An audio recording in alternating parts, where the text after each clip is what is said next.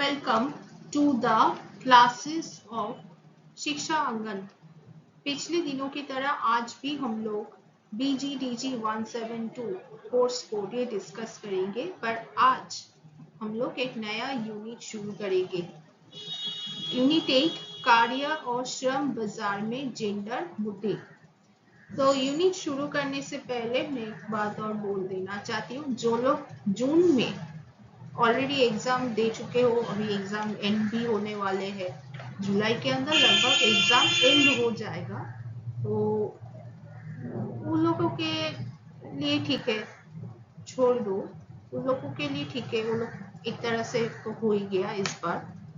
Next जो दिसंबर में जो एग्जाम होगा, जो लोग दिसंबर में एग्जाम देने वाले हो, तो वो लोग इस यूनिट का प्रिपरेशन करके रख सकते हो, क्योंकि आगे से हर चैप्टर को प्रिपेयर करके रखने से, अगर पहले से कॉन्सेप्ट क्लियर करके रखोगे पढ़ के, तो आगे जाके क्वेश्चन आंसर लिखने में कोई प्रॉब्लम नहीं होगा।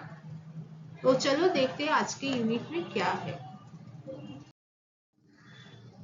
तो इस यूनिट को पढ़ने का मुख्य उद्देश्य क्या है कि महिलाओं के श्रम और रोजगार संबंधी मुद्दों की सूची, महिलाओं के श्रम और उसके रोजगार संबंधी और मुद्दों का जो सूची जो है वो डिस्कस किया जाएगा।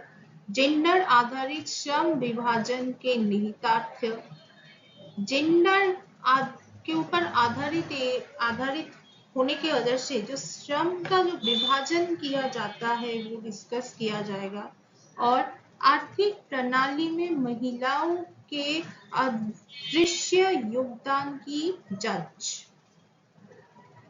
अब आर्थिक प्रणाली में महिलाओं का ये जो योगदान करना, उसका पार्टिसिपेशन, और इस पार्टिसिपेशन की वजह से उनको जज करना, क्योंकि आजकल तो महिला को हर छोटी छोटी चीजों में, हर छोटी छोटी बातों के बारे, छोटी छोटी कारणों की वजह से जज किया जाता है महिलाओं को। आज का जमाना ऐसा ही हो गया है, हर पल हर मोमेंट में महिला को खुद को प्रूफ करना पड़ता है कि वो महिला अपने तरह से, अपने साइड से, अपने पर्सपेक्टिव से वो सही है, हर बार प्रूफ करना पड़ता है, क्योंकि आज के जमाने के आम इंसान इतना जजमेंटल हो गया है इसके वजह से। और ये जजमेंटल होने की वजह से क्या होता है, महिला को और ज्यादा परेशानी बढ़ जाता है। तो देखते हैं आगे क्या है। पहला पॉइंट है एन्यूमरेशन, आधिकारिक प्रयास। एन्यूमरेशन, आधिकारिक के प्रयास। देखो, एनएसएस नेशनल सैंपल सर्वे के माध्यम से आर्थिक रूप से सक्रिय जनसंख्या का आकलन करती है। अगर नेशनल सैंपल सर्वे का प्रयास, ये दृष्टिकोण अगर दिखे, तो उनका कहना क्या है कि एनएसएस के माध्यम से आर्थिक रूप से जो लोग फाइनेंशियली स्टेबल जनसंख्या है, पॉपुलेशन, फाइनेंशियली स्टेबल पॉपुलेशन का आकलन करती है, आकलन किया जाती है। और अगर नारीवादी दृष्टिकोण से अगर हम देखें एन्यूमरेशन क्या है, तो क्या बोला गया है कि वर्तमान सर्वेक्षण महिलाओं के घर के भीतर और बाहर के योगदान को सटीक रूप से नहीं दर्शाती। पुनरुत्पादक भूमिकाओं को मापने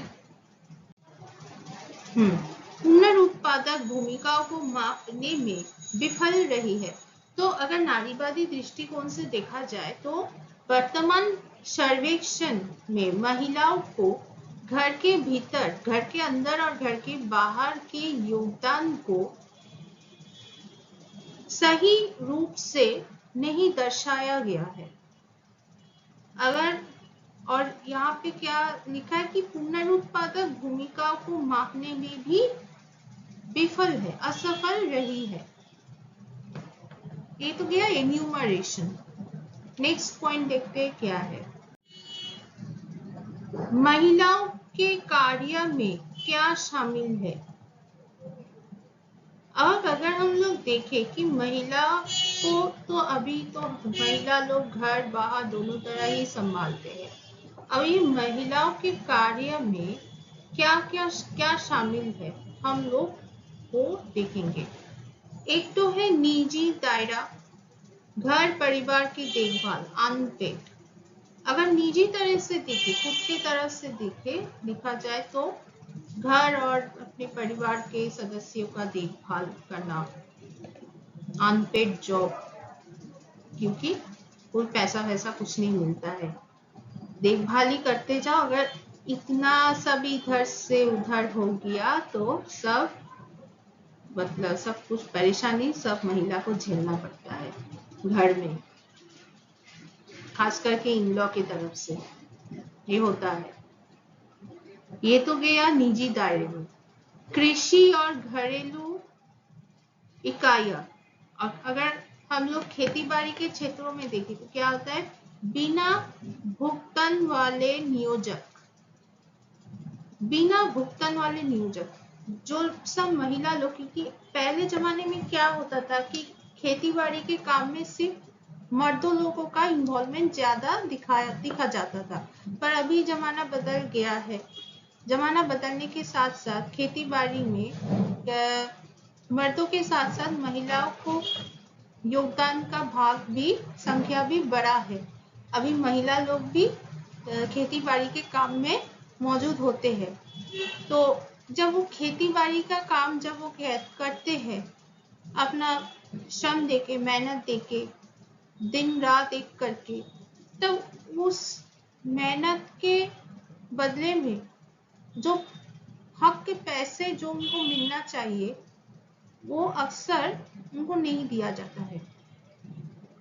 इसीलिए बिना भुगतान वाले नियोजक बोला जाता है, क्योंकि जब फसल जब होता है ना, एक एक सीजन में, एक एक मौसम में, वो फसल को फैलाने के लिए तो बहुत मेहनत करना पड़ता है किसान को, और मेहनत करने के बाद भी उनका जो हक का जो पेमेंट जो होना चाहिए, जो पेमेंट वो डिजर्व करते हैं एक किसान, वो पेमेंट उनको नहीं दिया जाता है, उससे कम दिया जाता है।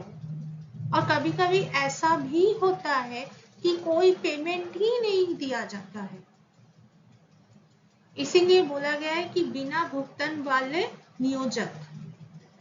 समय का व्यय, अधिकांश समय घरेलू और देखभाल संबंधी कामों में समय का व्यय इसलिए क्यों बोला गया कि अधिकांश मैक्सिमम टाइम में घर के कामकाज और वो देखभाल संबंधी कामों में अगर ज्यादा टाइम अगर इन्वेस्ट करोगे तो हाँ, समय का व्यय तो हाँ तो होता ही है।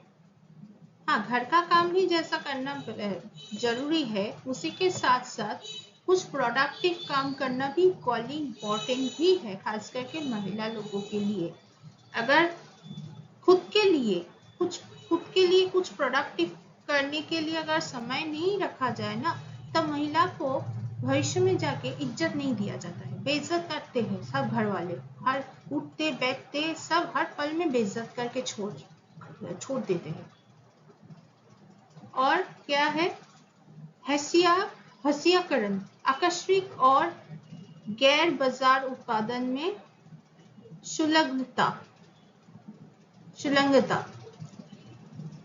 कोई भी आकस्मिक और या तो गैर बाजार उत्पादन में ये जो शुल्लकता, इसको हास्यकरण बोला गया है। नेक्स्ट पॉइंट देखते हैं क्या है। अल्प गणना और सहभागिता का सच, अदृश्य योगदान के कारण। अब यहाँ पे एक तो परसेंटेज दिया गया है, देखो 28%, अधिकतम महिला श्रम बल सहभागिता।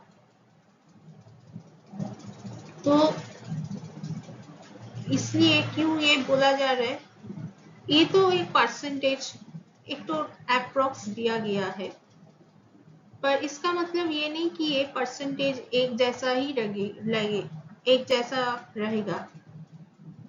परसेंटेज, ये परसेंटेज अभी तो 28% दिखाया गया है, पर अभी तो 2026 चल रहा है, तो 2026 में आके इसका मतलब ये नहीं कि महिला श्रम बल सहभागिता का परसेंटेज सेम ही रहेगा, थोड़ा 19-20 हो ही सकता है।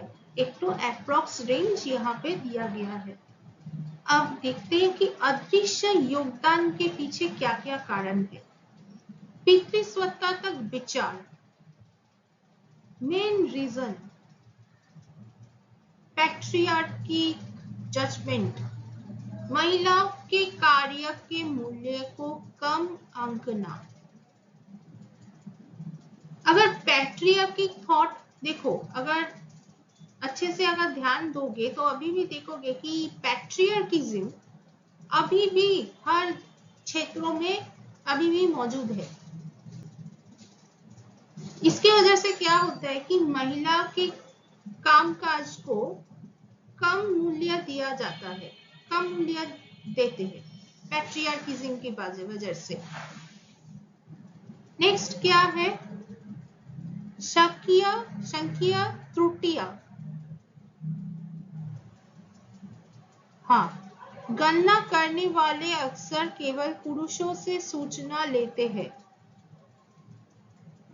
अब नंबर वाइज एक डिफिकल्टी तो मिस्टेक, तो जब सर्वे में जब देखोगे घर घर में जब सर्वे में आते हैं गणना करने के लिए, तब वो लोग क्या करते हैं, अक्सर से मर्दों से वो गणना का सूचना ले जाते हैं, और इसकी वजह से क्या होता है, जो एग्जैक्ट डेटा जो मिलना चाहिए वो एग्जैक्ट डेटा हर समय नहीं मिलना बहुत मुश्किल हो जाता है, और इसकी वजह से ये एक गलतफहमी तैयार होते हैं प्रॉपर डेटा ना मिलने की वजह से, क्योंकि वो लोग अधिक समय मर्दों से गणना का वो डेटा गणना करने के लिए जो डेटा का जरूरत होता है वो मर्दों से ही अक्सर ले लेते हैं, और मर्दों से लेने की वजह से क्या है कि वो मर्द जिस मर्द को पूछ रहा है डेटा गणना करने के लिए जो डेटा का जरूरत होता है, जो मर्द से वो पूछेगा, इसका मतलब ये नहीं कि वो मर्द एकदम सही सही सब कुछ बताएगा, वो तो अपने को बचाने के लिए बोलो या तो कुछ ताकि असलियत ताकि सामने ना आ जाए, इसीलिए ये सब कुछ छुपाने के लिए वो रफ एक तो संख्या, एक तो रेंज या तो इम्प्रॉपर डेटा वो दे देता है, जिसके वजह से क्या होता है, न्यूमेरिकल जो मिस्टेक्स, जो त्रुटि वो तब नजर में आ जाते हैं। सामाजिकीकरण, महिला कार्यों का संज्ञान ना लिया जाता। सामाजिकीकरण, समाज ये एक ऐसा समाज, अभी समाज व्यवस्था ऐसा किया गया है, अभी भी देखोगे कुछ कुछ जगह में महिला के कार्यों को या तो कोई भी जरूरत के लिए महिला से कोई भी सजेशन, महिला से कोई भी एडवाइस लिया नहीं जाता है, अभी भी है ऐसा। अभी बहुत सारे, बहुत ही कम ऐसी फैमिली है, ऐसे बहुत सोसाइटी बहुत कम ही है सोसाइटी में कि महिला को सजेशन, महिला का एडवाइस को माना जाता है, सुना जाता है, क्योंकि ये समाज के एक अजीब एक तो मिथ बन गया है कि महिला मात्र ही उनको सिर्फ एक कोने में रख देना चाहिए, उनको कोई इज्जत नहीं देना चाहिए, उनका कोई इज्जत नहीं हो सकता है, वो सिर्फ सहने के लिए पैदा हुई है, सिर्फ जो चाहे उनको मारो पीटो गाली दो जो भी करो वो चुपचाप सहन लेगी, कोई प्रोटेस्ट नहीं करेगी। सजेशन तो दूर की बात, छोड़ ही दो, सजेशन भी अगर उससे पूछा जाए तो वो व्यक्ति लोग, जो लोग महिला से सजेशंस लेती है या तो एडवाइसेस लेती है, तब उनको ऐसा बुला भरा ऐसा बोल देता है कि बाप रे बाप की महिला से कोई एडवाइस लेके बहुत बड़ा गलती कर दिया है। आज का जमाना ऐसा ही हो गया है। फिर कुछ कुछ फैमिली में अभी भी स्टिल नाउ ऐसे धजिया मेंटेलिटी पोजेस करते हैं। इसी तो महिला की ये जो कायों का संज्ञान ना लिया जाना, ये भी एक कारण है अदृश्य योगदान के लिए। नेक्स्ट देखते हैं क्या, डिसेंट शिष्ट कार्य, डिसेंट वर्क। ILO अंतर्राष्ट्रीय श्रम संगठन द्वारा प्रस्तुत संकल्पना। तो ILO द्वारा ये संकल्पना बनाया गया है।